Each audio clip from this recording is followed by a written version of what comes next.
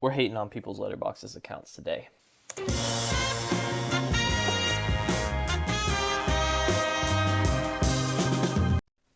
You're probably wondering how I'm gonna choose these accounts, in the most random way. And I think it's important to note that I'm going through a strict filtering process to get only the most valuable to be dissected accounts on Letterboxd. The true people that know cinema. So the people here are the people that know movies. Now stay with me. The name might not sound that good, but I mean, look at the profile pic. That's a that is a collector of masterpieces. That's Imagine Vegeta.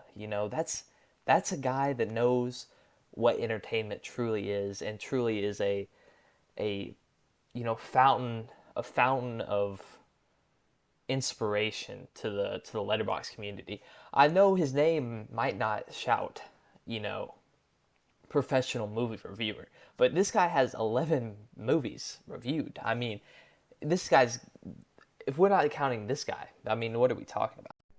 I think for this guy though, we need to judge his reviews. I mean, he's got two reviews on Morbius where he said Morbius with an extra O added in there, and he gave it 1.5 stars, which I think is a decent. It's probably given Morbius a little too much, but I think that is a good center place. That's a good value to hold at your heart of hearts, and I can't hate on him for that. But his other review is of Debs, and he's saying it's goated. Now, I don't know what Debs is. I've never seen the movie, so I can't really go on it. But it's a star team of teenage crime fighters falls for the luring villainess she must bring to justice. Which, I don't know what this movie even is. This I have no idea what this is, but it's very highly rated. So I mean, I really can't go on anything from it. Uh, I can't judge him on this one. Like those are his two movies that he's reviews. He's also watched Kazam. Didn't rate that one. He loved the movie though. So I haven't seen Kazam either. I'm sure it's a great movie. But I think the next kind of coin like centerpiece that he has is the Lego Batman movie, 4.5 stars, and I think that is perfect. So I mean, looking at the name, it doesn't. This guy doesn't shout like an expert on movies, but I mean, based on this collection of 11 movies, I think it's pretty clear that this guy knows what he's doing. I mean, so I want to be a hater, but I just can't be a hater on this guy. Yeah, I think he knows what he's doing, and this is the type of people that Letterboxd needs. So, I mean, I'll give him, I'll rate him on a Letterboxd scale out of the 5. I'll say this guy's a 4 out of 5. I mean, I think it's, I think it's pretty clear this guy has it under control. Now I know what y'all are all thinking. How am I gonna top that guy? And I'm right there along with you. I don't think there's any way we could get a better reviewer on Letterboxd. I think that's the pinnacle. There's no way we could get someone better.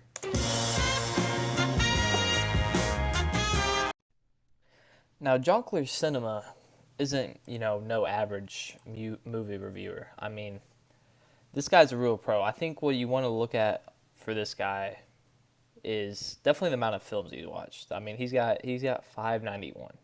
I mean, he's up there on the film count. And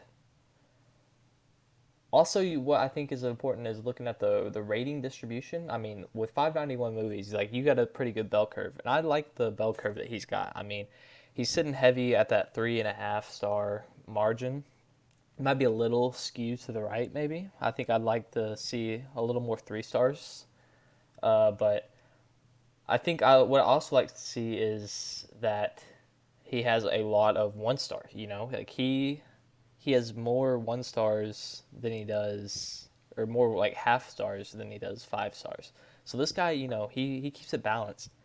But an interesting thing about Jean Claire Cinema is that he likes these bad movies, which I think is a unique quality, and I think it's an important quality in a movie reviewer to be able to appreciate the badness. So again, I mean, this is another stellar movie reviewer that I think tops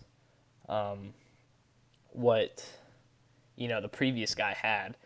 And I mean, just looking at some of these movies, he likes a lot of 1-star movies because I think he probably just has fun watching them, and maybe enjoys a little bit of the nostalgic value that they give to him. Maybe I see the Santa Claus 2006, the Santa Claus 3, down the bottom left. He gave a 1.5 star, but he still liked it. I think that's probably, he likes movies. That's why he's rating them. You can't really go on much on the reviews. He doesn't review any movies, just the rating. So I can't get a real in-depth character behind Jean-Claude Cinema, but I mean, I'm not sure anybody can fully appreciate or fully, register what's going on in this man's mind.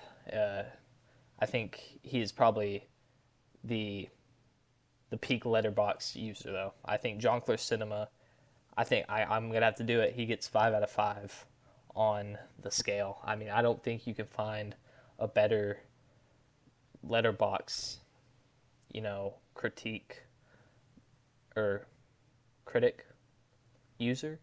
What's the noun for a Letterboxd user? Whatever it is, I think Jean-Claude Cinema perfectly encapsulates what a Letterboxd user should strive for. We had 2 solid back-to-backs. I mean, maybe I kind of doubted the average Letterboxd user.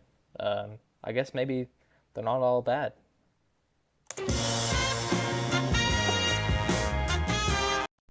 Okay, so Skibbity Owl. Ale, maybe? I think I get to unleash some of my haterade onto this guy. I mean, he's using the bio feature, 81 movies, and he's using the bio feature, which I think that's cool, but the only problem is it's not in English, so, I can't really tell what he's saying much. M. Gusta Evangelion, I'm assuming that means he likes Evangelion, so that's something. And looking at his films, it's clear that he watches a lot of anime, and that more Western stuff is typically lower rated. I think Elemental being a 2-star is a bad take, generally. But I mean, it's almost like if it's anime that it's like an automatic 4-star for this guy. So I'm assuming this is like a young kid. I mean, there's a lot of animated movies, a lot of kids movies. He's watched The Terrifier, which, kind of stands out a little bit, and he liked it. I didn't really care particularly for The Terrifier. But, I mean, like, Sing 2, I think Sing 2 is a great movie. But I don't think Barbie deserves a 1-star. I think this guy's kind of in the age that it's like, it's anime or it's bad to some degree. I think he likes what he likes. He likes the anime scene right now. And I mean, he's got some good stuff on here. Silent Voice, a very good movie. I liked the JJK movie, 4.5. I might go a little lower on that. I think the anime is better than the movie, but not a bad list by any means. But I think this does definitely a little steeper, not steeper, but a little less of a movie watcher and just rather a Letterboxd guy that has, or a guy that has Letterboxd that's watched a couple movies, which nothing wrong with that. I like the profile pic, but he's already rated Shrek 5 1.5 star, or like not 1.5 star, half a star. Hasn't even come out yet. So I think that maybe is playing in my perception of this person a little bit. Is that they see something and they're kind of easily influenced by what the internet's telling them or whatever else.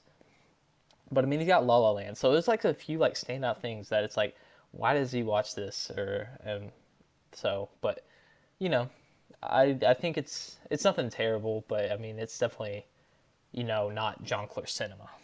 I mean, that's Jongleur cinema. But that's kind of all I gotta say on this guy. I think probably like a 2.5.